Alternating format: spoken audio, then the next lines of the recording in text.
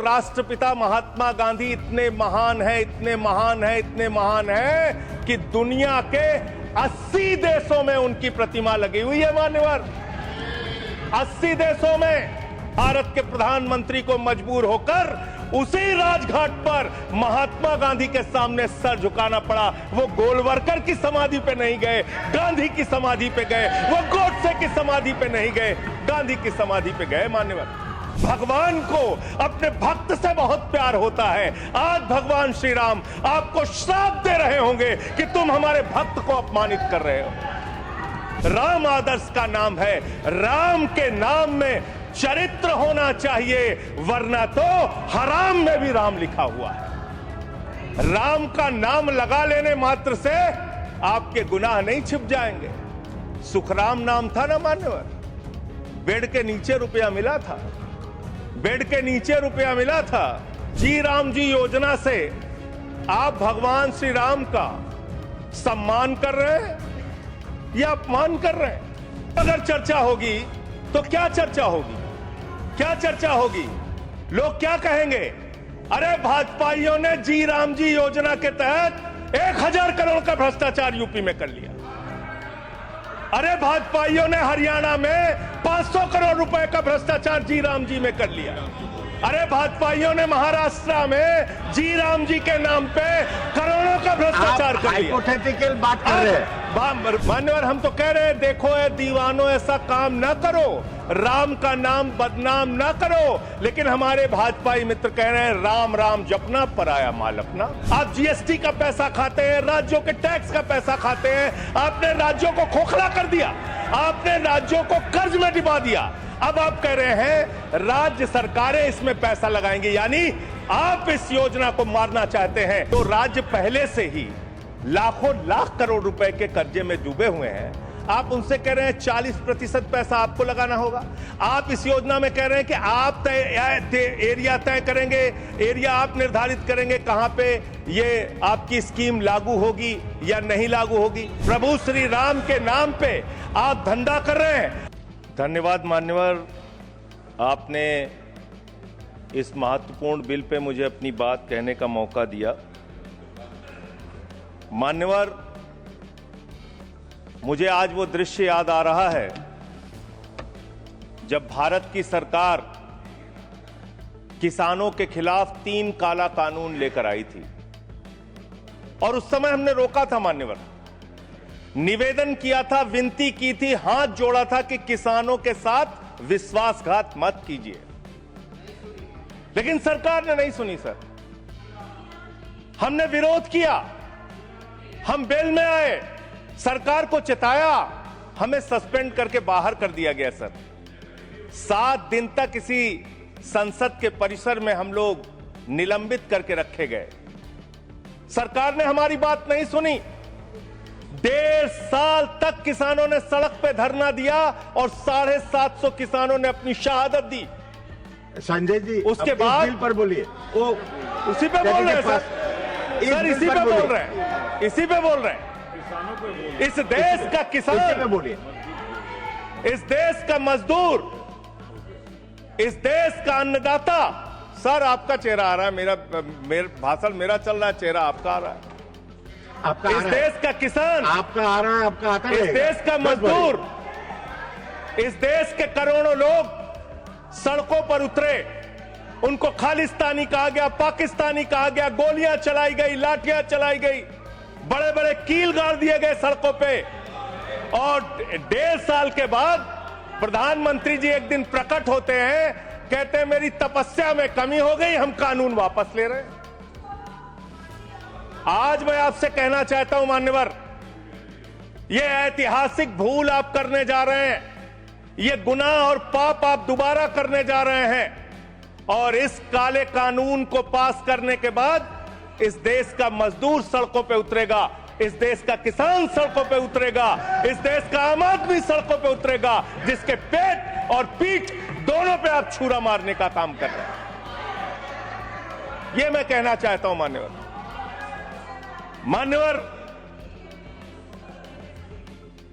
मान्यवर,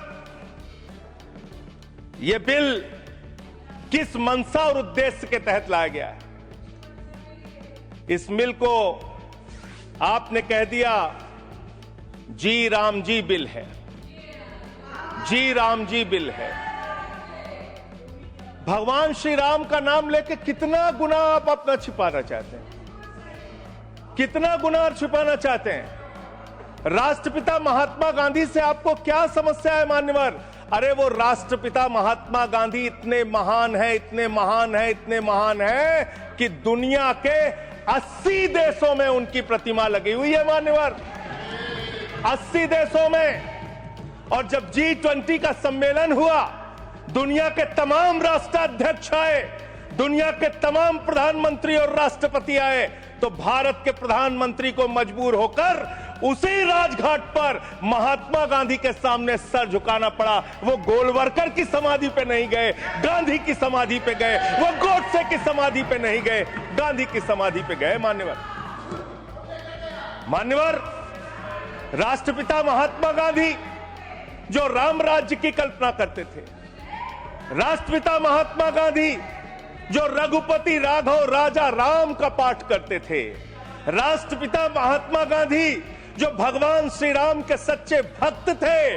और याद रखिएगा मान्यवर, इस सरकार को आपके माध्यम से कहना चाहता हूं, भगवान को अपने भक्त से बहुत प्यार होता है। आज भगवान श्री राम आपको श्राप दे रहे होंगे कि तुम हमारे भक्त को अपमानित कर रहे हो, तुम अपने भक्त को, तुम हमारे भक्त को अपमानित कर रहे हो। भगवान श्री राम आपको जरूर श्राप दे रहे होंगे मान्यवर, मैं शिवराज सिंह जी चौहान कृषि मंत्री जी को अटल जी के एक घटना से याद दिलाना चाहता हूं, राम के नाम का महत्व। एक उनके प्रतिद्वंदी ने बयान दिया मान्यवर, राजनीतिक प्रतिद्वंदी ने, उस प्रतिद्वंदी ने कहा अगर अटल जी को पूजा करनी है तो मेरी पूजा क्यों नहीं करते, मेरे नाम में भी राम लिखा हुआ है। अटल जी ने उसको जवाब दिया, राम हमारे लिए मर्यादा के प्रतीक हैं, राम हमारे लिए आदर्श हैं, राम हमारे लिए आराध्य हैं, राम हमारे लिए देवतुल्य हैं। अरे राम वो हैं जो पिता का वचन निभाने के लिए 14 वर्ष तक वनवास में रहे। राम वो है जिसने लंका का नाश किया। और राम चरित्र का नाम है, राम मर्यादा का नाम है, राम आदर्श का नाम है। राम के नाम में चरित्र होना चाहिए, वरना तो हराम में भी राम लिखा हुआ है, वरना तो हराम में भी राम लिखा हुआ है। इसलिए राम का नाम लगा लेने मात्र से आपके गुनाह नहीं छिप जाएंगे। सुखराम नाम था ना मान्यवर, बेड के नीचे रुपया मिला था, बेड के नीचे रुपया मिला था। और मैं सोच रहा था कि जब क्या इस जी राम जी योजना से आप भगवान श्री राम का सम्मान कर रहे हैं या अपमान कर रहे हैं? आप भगवान श्री राम का सम्मान कर रहे हैं या उनको गली मोहल्ले गांवों में बदनाम कर रहे हैं? मैं पढ़ रहा था, एक खबर मिली, राजस्थान में मनरेगा योजना में 200 करोड़ का भ्रष्टाचार। मैंने पढ़ा गुजरात में 500 करोड़ रुपए का भ्रष्टाचार। ये सारे कागजात हैं। मैंने पढ़ा उत्तर प्रदेश में मनरेगा योजना में मजदूरों के नाम पे हजारों करोड़ का भ्रष्टाचार। हरियाणा में मान्य हजारों करोड़ का भ्रष्टाचार। सर योजना पे बोल रहा हूँ, सर योजना पे बोल रहा हूँ। सारा कागज चाहिए आपको, इनके भ्रष्टाचार का कागज चाहिए सर दे दूंगा, इनको दे दूंगा। लेकिन अब मैं सोच रहा था कि अब अगर चर्चा होगी तो क्या चर्चा होगी? लोग क्या कहेंगे? अरे भाजपाइयों ने जी राम जी योजना के तहत 1000 करोड़ का भ्रष्टाचार यूपी में कर लिया।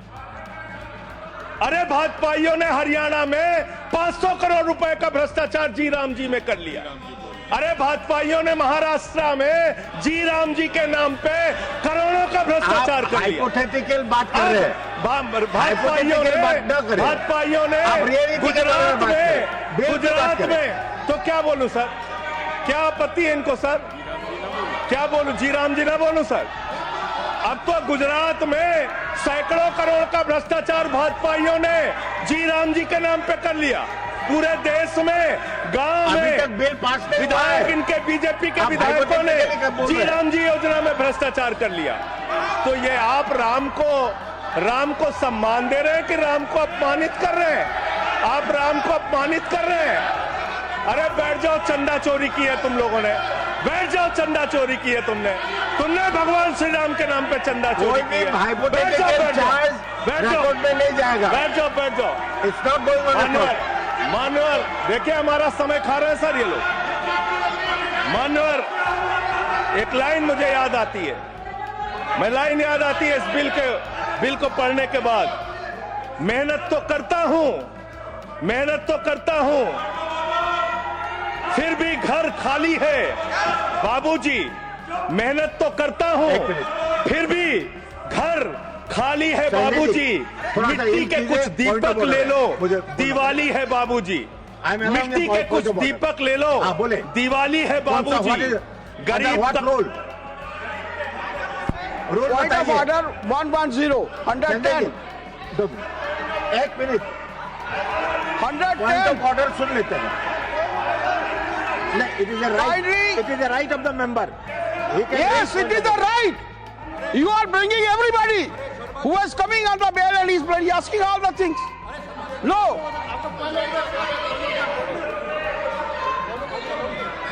आप अंडर व्हाट रूल, अगर बिल के साथ या बिल से रिलेटेड नहीं है वो रिकॉर्ड में नहीं जाएगा। मैं यही कहना चाहता हूं, kindly refer the scope of the debate. He is crossing, Honorable Vice Chairman Sahab, he is crossing all the limits. There is no mention, either he should speak against the bill or in favor of the bill. पहले उनको मान्यवर बैठिए, either he should speak in favor of the bill or he should speak against the bill. He is not speaking against the bill, he is speaking against the Ram. How you can expect me that will agree to it? Roll बताइए, role.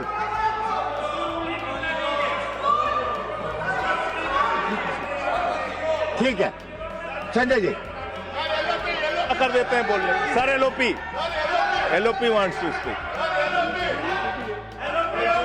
जब आपने उनको allow किया, LOP को करिए। आपका समय कम है, उनको अलाउ, आपका समय से जाएगा। हैं? आपका समय जो से सर उनका हमारे में से आपका समय पॉज कीजिए सर, पॉज कीजिए। You asked me to stand. अभी नहीं, पॉइंट ऑफ ऑर्डर मैंने सुन लिया है। देखिए, मैंने सुन लिया। नो हाँ, वो देखिए, जो हाइपोथेटिकल बात है वो रिकॉर्ड में नहीं जाएगा। मैंने ऑलरेडी रूलिंग दे चुका है। बताइए। डिप्टी चेयरमैन साहब, आप बड़े सीनियर लीडर हैं और आप ये सब प्रोसीजर तो आपको मालूम है, फिर बताने की जरूरत नहीं है। लेकिन मैं आपसे विनती करता हूं कि जब वो खामोशी से बात कर रहे हैं और क्या मार रहे हैं क्या? देखिए, वो खामोशी से बात कर रहे हैं, सुनिए। आपको अगर जचता नहीं, अगर आपको ये पसंद नहीं है तो आप उसका उत्तर बाद में दीजिए। पहले सुनिए उनका जो कहना चाहते हैं। हाँ, बोले। और उदाहरण के तौर पर अब उनको बोलने दीजिए। सारी चीजें वो उदाहरण के तौर पर बोल रहे हैं और कागज सामने रख के बोल रहे हैं, इसीलिए आप उनको परमिट देना, माननीय संजय सिंह, कहना बोलिए। जरा खामोश बैठ। धन्यवाद। मान्यवर, मैं भाजपाइयों के लिए, भाजपाई मित्रों के लिए एक गाना गाना चाहता हूं कि देखो ऐ दीवानों, ऐसा काम ना करो, राम का नाम बदनाम ना करो, राम का नाम बदनाम ना करो। इस जी राम जी योजना के नाम पे पूरे देश में आप लोगों का जो भ्रष्टाचार है, हम नहीं चाहते कि वो हमारे आराध्य भगवान श्री राम के साथ जुड़े। आप वो भ्रष्टाचार, वो चोरी, वो सारे कुछ लूटखोरी वो जोड़ना चाहते हैं, कमीशनखोरी राम जी के नाम से जोड़ना चाहते हैं। लेकिन मैं क्या करूं मान्यवर, मैं तो कह रहा हूं, आप फिर आ गए मान्यवर, हम लोगों को हाँ तो मान्यवर हम तो कह रहे हैं, देखो ए दीवानों ऐसा काम ना करो, राम का नाम बदनाम ना करो। लेकिन हमारे भाजपाई मित्र कह रहे हैं राम राम जपना पराया माल अपना, राम राम जपना पराया माल अपना। इनका ध्यान लूटखोरी और भ्रष्टाचार में लगा हुआ है। इस कानून में क्या लिखा हुआ है मान्यवर? इस कानून में लिखा हुआ है मान्यवर, इसमें लिखा हुआ है कि 40% हिस्सा राज्य सरकारें देंगी, 60% हिस्सा केंद्र सरकार देगी। पहले 90% हिस्सा केंद्र सरकार देती थी, 10% हिस्सा राज्य सरकारें देती थी। आज तो ज्यादातर राज्य सरकारें आपकी नीतियों की बदौलत, आप जीएसटी का पैसा खाते हैं, राज्यों के टैक्स का पैसा खाते हैं, आपने राज्यों को खोखला कर दिया, आपने राज्यों को कर्ज में डुबा दिया। अब आप कह रहे हैं राज्य सरकारें इसमें पैसा लगाएंगी, यानी आप इस योजना को मारना चाहते हैं, आप इस देश के मजदूरों का हक मारना चाहते हैं, इस योजना को पूरी तरीके से खत्म और समाप्त करना चाहते हैं। इस मंशा से आप इस योजना को लेके आए हैं, क्योंकि राज्यों के ऊपर आज जो कर्जा है वो मैं पढ़ के आपके सामने सुनाना चाहता हूं।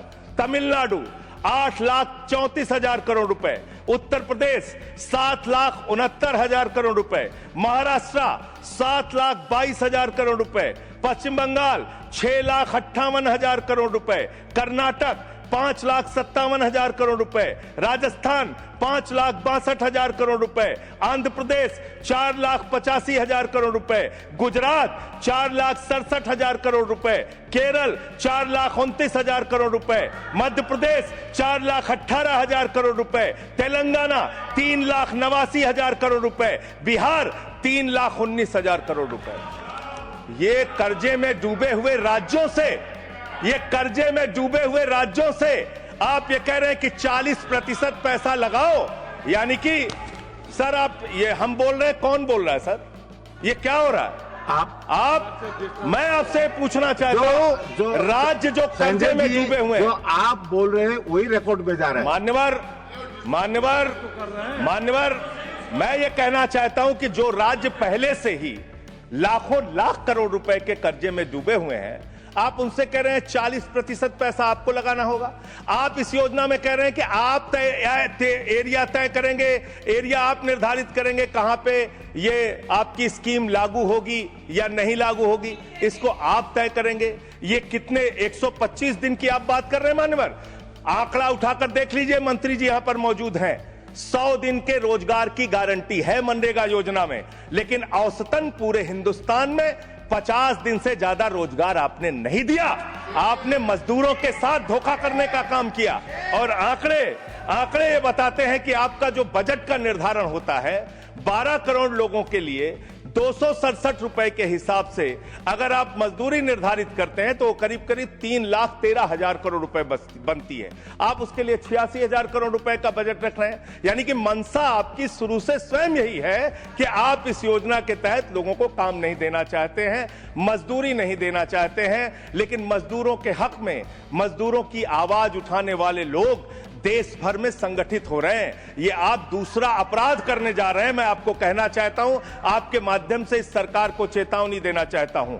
कौन सी हक की लड़ाई लड़ रहे हैं महराज मलिक, जो हमारा विधायक है जम्मू कश्मीर का? वो जमीन के हक की लड़ाई लड़ रहा था, मजदूर के हक की लड़ाई लड़ रहा था। आपने उसको पीएसए का कानून लगा के जेल में डाल दिया। कौन से हक की लड़ाई लड़ रहे थे? सोनम वांगचुक मजदूर के हक की लड़ाई लड़ रहे थे, किसान के मक्के हक की लड़ाई लड़ रहे थे, आम आदमी के हक की लड़ाई लड़ रहे थे, लद्दाख के लोगों के हक की लड़ाई लड़ रहे थे।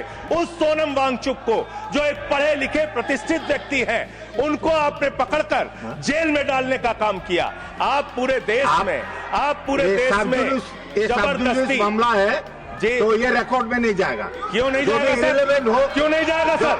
मजदूर के लिए लड़ने वाले क्यों नहीं जाएगा? मैटर जो सर है क्यों नहीं जाएंगे? वो रिकॉर्ड में नहीं जाएगा। आगे बोले सर, आगे बोले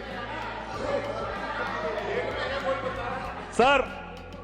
मैं इस अवसर पर पंडित राम नरेश त्रिपाठी, जो हमारे सुल्तानपुर के हैं, उनकी एक कविता पढ़ना चाहूंगा।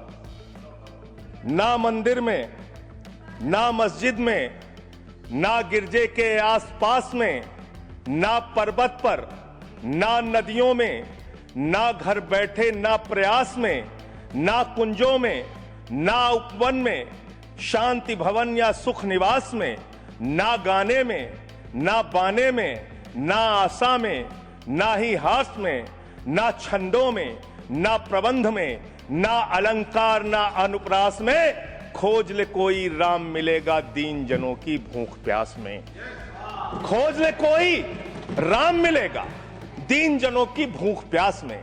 आप दीन जनों को भूखा रख के, उनकी मजदूरी छीन के, उनके हाथ का काम छीन के, उनका रोजगार छीन के, आप चाहते हैं उनके पेट पे लात मार के, आप चाहते हैं कि आप सिर्फ इस योजना का नाम बदल देंगे, इस योजना का नाम बदल देंगे तो पूरे देश में आपका महिमा मंडन हो जाएगा। अब आपका ये नकली काम इस देश के अंदर चलने वाला नहीं है। पूरा देश आपकी सच्चाई जान चुका है। मान्यवर, पिछले दिनों मैंने पदयात्रा शुरू की थी अयोध्या से लेकर सरयू से संगम तक।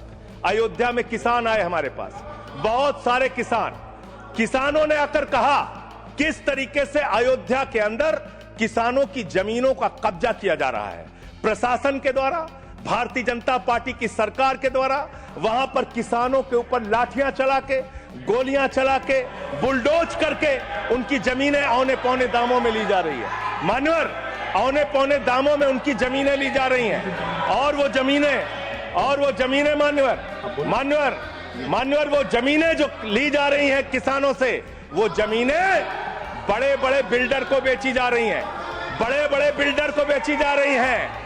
किसानों से 5 लाख रुपए बिस्वा जमीन ली गई अयोध्या में। अरे सुनो ध्यान से, किसानों से 5 लाख रुपए बिस्वा अयोध्या में जमीन ली गई और लोढ़ा ब्रदर्स ने उसी जमीन को प्लाटिंग करके 1 करोड़ 80 लाख रुपए में बेचा। आप धंधा कर रहे हैं, प्रभु श्री राम के नाम पे आप धंधा कर रहे हैं, अयोध्या के लोगों को लूटने का काम कर रहे हैं, अयोध्या के किसानों को लूटने का काम कर रहे हैं। इसीलिए अयोध्या के लोगों ने आपको हराया, इसीलिए अयोध्या के लोगों ने आपको हराया। और यही आपका चरित्र रहेगा तो पूरे देश में जनता आपको जवाब देगी, जनता आपको हराने का काम करेगी। ये मजदूरों का हक मारने का काम जो आप कर रहे हैं, इसको बंद कीजिए। मानवर, मैं अंतिम बात कहना चाहता हूं,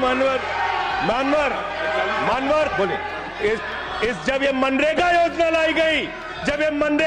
लाई गई तो इस बिल को अस्थायी समिति में भेजा गया था। आज जब आप नई योजना लेकर आ रहे हैं, इसको अस्थायी समिति में आपने क्यों नहीं भेजा? क्या आप छिपाना चाहते हैं? क्या आपकी मंशा है? ये आप बताइए। और अंत में इन्हीं लाइनों के साथ कि हम मेहनत कश इस दुनिया से जब अपना हिस्सा मांगेंगे, एक बाग नहीं, एक खेत नहीं, हम सारी दुनिया मांगेंगे,